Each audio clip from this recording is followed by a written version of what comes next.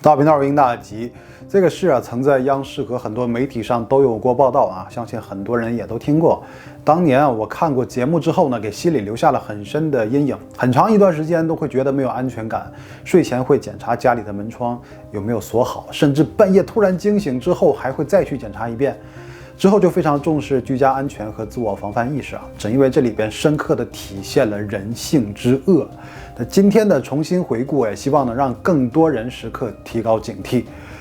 2013年5月15日，山东临沂市费县一位大妈亲手准备好了一桌饭菜，等待自己刚刚结婚半年的儿子和儿媳一起来吃饭。可眼看都已经过了约定时间，二人还是没到，两人的电话还都已关机。等待多时的老人觉得不放心，心想该不会是小两口吵架了，所以没来，就决定亲自去儿子家找一找。儿子家住在村子的边上，是一个新盖的婚房，位置相对偏僻，门口是一片树林，附近还有一条小河。可等到了新房以后，那老人感觉不对劲，发现院外的大门和进户的房门都没锁啊，就喊着两人的名字进屋寻找。奇怪的是，逐个房间看了一遍，两人竟然都没在家。这一边纳闷呢，一边就往外走啊。再进院子扫了一圈之后，突然发现儿子家养的狗竟然被杀了，给老人吓得摔了一跤，一定是出了什么事儿啊，马上就报了警。警方来到现场，发现这家的院子里有安装摄像头，但是呢，摄像头的电缆线已经被人为切断，客厅外的防盗窗有大面积破损，应该是有人从这个窗子进入室内。马上进入室内查看，客厅的茶几上放着一锅做好的红烧肉。据了解呢，男主人不吃肉，女主人只吃一点瘦肉啊。这一锅肉呢就显得很不正常，不像是两人吃的。那仔细在现场寻找其他线索，果然发现了更多疑点。连接摄像头的电脑主机已经丢失啊，抽屉和柜子内部都很乱，明显被人翻动过。衣柜里还发现了烟蒂、饮料瓶以及当作烟灰缸的西瓜皮。沙发底下还发现折断的拖把和棍子，地面上留有微量的血迹，并且有被清洗擦拭过的痕迹。那联系到小两口的失踪，马上就引起了高度的重视。再进入卧室，床单、床罩明显是新铺放的很平整，感觉很异常。果然呢，在床垫的背面发现了血迹。另一间卧室的地面上扔着几件衣物，其中有件女性内衣有被撕扯过的痕迹。那警方推断家里进过外人，而且是不速之客，或许呢是一起恶性案件，马上封锁现场进行勘查取证。那很快警方在房子附近的小河里发现异常因为河水很浅呢，明显能看到3个垃圾袋。打捞上来之后，发现里面装了一些生活垃圾和几件没有损坏的衣物，但衣物上面沾有血迹。在衣服的兜里面放了几张银行卡，并在一条牛仔裤里发现了一张低保卡。那后经人辨认呢，这些衣物都是小两口的，银行卡也属于二人，而低保卡却属于一个陌生人。这些东西同时出现在一起并被遗弃，那这个陌生人极有可能与二人的消失有着联系。事后也证明，这张低保卡就成为了迅速破案的关键。警方扩大搜查范围，在房子南边的小树林里发现了血迹，沿着血迹一路寻找，经过羊水站，来到一座小山的山脚，在一个离地3米的高度呢，有一个显眼的洞穴。警方爬上去进入山洞，那发现洞里最里侧堆了很多玉米秸秆，扒开这些玉米秸秆，里面赫然躺着2具尸体，正是消失的这对新婚夫妻。法医检测二人均是机械性窒息身亡，女性死者有被性侵的痕迹。那发现死者洞口距离地面有3米高，一人之力很难搬运那推断是团伙做下的恶性盗窃杀人案件。这夫妻2人结婚半年，丈夫26岁，妻子24岁。他们在附近的夜市做小吃生意，踏实能干，从没与人结仇。排查了二人的所有社会关系没有发现任何问题。最后得出结论图财害命的可能性最大，突破点就是垃圾袋中的银行卡与那张陌生人的低保卡。果然呢，都发现了重要线索。5月14日晚上，女主人的银行卡中有1万多元现金被人取走。那银行的监控录像记录下了取款者的样貌，他用外套的帽子盖着头，每取出一笔钱，嘴角就会露出笑容。那经死者的家属确认并不认识这个人，但他所穿的却是女被害人的衣服，基本就可以确定他就是案件的重要嫌疑人之一。而经过调查，那张低保卡的持有者是一个体弱多病，并且年过60的老人傅某，那家住新泰市汶南镇，距离事发地有100公里，而且他生病卧榻在床，平时生活都需要老伴照顾，所以警方就排除了他的嫌疑。那经询问他的低保卡实际使用人是他25岁的儿子付刚。这个胖儿子没有工作，是个啃老族，为了拿到父亲50元的低保金，就一直霸占低保卡，这让父母本就穷困的生活雪上加霜。而那张卡竟然出现在受害者的裤子里，足以说明这个胖子和案件脱不开干系。警方马上采取行动，抓捕付刚。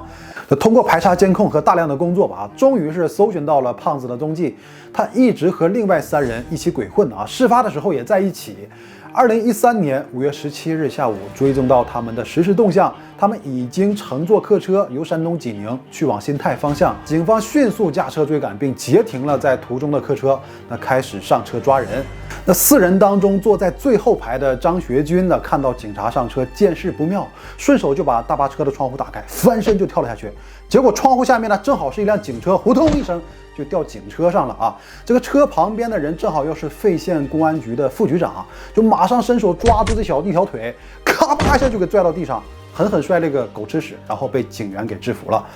4人一并抓获，他们正是制造费县515案的凶手。除了25岁的付刚以外，团伙老大张学军26岁，曾因为抢劫罪被判刑8年，事发2年前假释出狱。王吉营22岁，也曾因为抢劫被判3年。在银行取钱的成员化名赵峰，因为当时他还17岁未成年。归案后4人没有任何抵抗，供出了这一恶性案件的始末。那听后让所有在场人都不寒而栗，也难以平息心中的怒火。就最开始没有胖子付刚什么事儿一天张学军、王吉营、赵峰这3个社会闲散人员突然就想偷点钱，就在费县四处游荡寻找目标，就发现有座新房，装修气派，一看就是个有钱的人家，而且位置偏僻，很好下手。他们就撬开了护栏进去找了一番，却没有什么收获。那张学军在离开的时候就看见了结婚照里的女主人，瞬间被她美丽的外表所吸引还赞叹了一句长得真好看。2013年5月14日，几个人就又想搞钱了就想到了曾经盗窃过的小两口家。因为上次的盗窃这家人一定会有所防范嘛，所以他们决定一不做二不休，直接入室抢。刚和他们在一起的胖子付刚表示自己也要参与，因为想见识一下这家女主人到底有多漂亮。4人就从新泰市坐车来到费县，再乘坐3轮车到达新房附近，发现家里有人，然后就在周边远远地观察房子，等待机会。那期间张学军又说这家女主人很好看，可不能浪费了。由此他们甚至已经想好了藏人的地点就是那个山洞。傍晚6点多，天色渐暗，夫妻2人走出家门，一行人溜到了房子附近，准备翻墙，竟发现院子里安装了监控。付刚爬上房顶将监控线切断，其他3人随即翻墙入院，一起从之前撬坏的防盗窗进入室内并埋伏起来。这时候他们在屋里的电脑显示器上发现，就在摄像头被破坏之前几个人的身影已经都被拍了下来。想删除又不会，所以决定事后整个电脑机箱全都给拿走。到了晚上7点，夫妻2人回到家中，刚开门进屋，4人直接冲上去。男主人招架了几个回合，但寡不敌众，最终是被制服，被用手铐锁住双手双脚也被电线捆住。女被害人则直接被推进卧室。几人在客厅不断暴力威胁男主人问出了银行卡密码。晚上9点半，17岁的赵峰穿上女主人的衣服出去把钱取出。胖子付刚刚在张学军的命令下出门，把狂叫的狗给打死。另一面，几人则轮番对女主人进行施暴和凌辱，而丈夫却什么也做不了。经历着噩梦般的夫妻，都怕激怒四人，也都害怕因为反抗而使另一半招致不幸，就一直屈辱地忍受着折磨。男主人哀求四人既然已经是想要的都得到了，只要别伤害人，会配合所有要求。几人呢也都随口说着我们马上就走。到了凌晨，几个人都感觉有点饿了就让胖子去厨房做点吃的。但这胖子不会做这时候受伤的男主人就被要求做了一锅红烧肉。过程中呢，夫妻两人表示，如果他们就此离开，自己不会报警。四人也都还是表面答应着可是一夜的屈辱并没有唤醒恶魔的良知。凌晨3点钟，男主人被四人勒到窒息身亡，过程中竟没有过多反抗。他所经历的这8小时或许比死亡还要更加痛苦。之后呢，四人用相同的方法将女主人杀害，随后将遗体转移到了几百米外白天发现的那个小山洞，再次回到现场收拾垃圾、清理血迹。期间呢，胖子付刚在作案过程中还看上了男主人的牛仔裤，于是就抢过来穿上顺手将低保卡就装进了裤兜。后来发现裤子上面有血迹，只能是又换回了自己的裤子，但是呢，却忘了取回那张低保卡。收拾完毕后，将3袋垃圾和连接监控的电脑主机一并扔进河里，四人扬长而去。最终等待他们的结果是张学军、王吉营、付刚3人被临沂市中级人民法院判处死刑，17岁的未成年人赵峰判处无期徒刑。2016年6月22日上午，根据最高人民法院死刑执行命令，张学军、王吉营、付刚被执行死刑。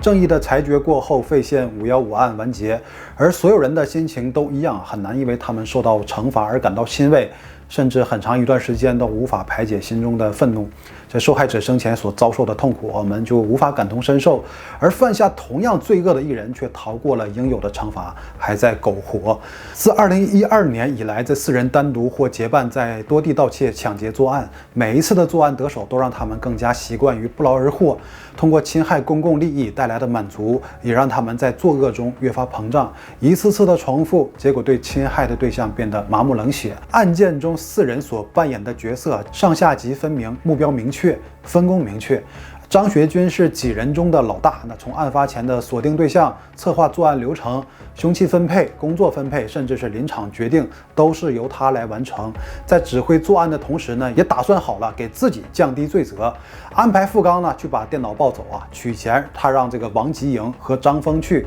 他饿了让付刚去做饭，那付刚做的不好吃，便让男主人去做。那几乎所有的事情都是他指示另外3个人去做的自己就看着事态在掌控之下慢慢发生变化。那现场紧张的氛围下，不断唱红脸安抚受害人，彻底瓦解死者的最后抵抗心理被捕后被问到是谁决定要动手杀人，他说是王吉营做的决定，但其他3人都说是王学军下的命令。那王吉营除了是个坚决的执行者，也扮演着狗头军师的角色，就所有的坏主意都是他想的，打人也是最狠，银行卡密码也是他问出来的，和17岁的赵峰去取钱，怕监控拍到自己就让赵峰自己进门取，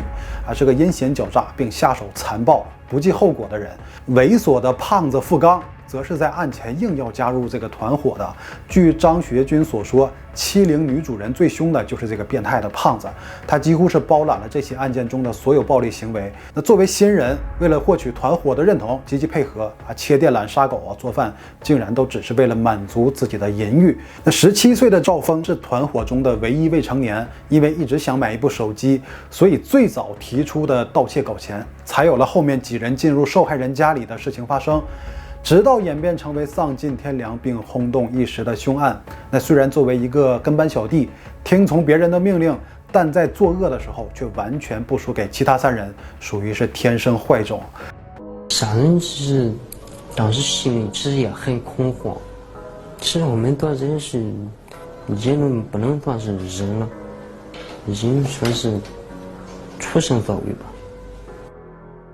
可以确定这4个人属于是又坏又蠢又残忍的典型。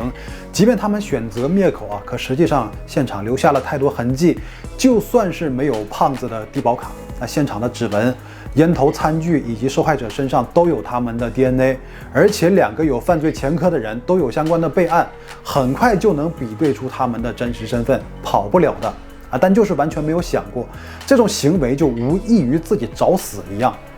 那以上就是案件的前后经过，受害人和你我一样，都是在正常生活的普通人，对很多突发的极端状况没有什么预案，或许遭遇危险的情况下呢，拼命会赢得一线希望，可在本能的求生欲和同样危险的家人面前，那谁又能保证不会妥协呢？也正因为如此啊，让我们听到这个事情啊，就会有很强的代入感。那最后希望大家一直平安。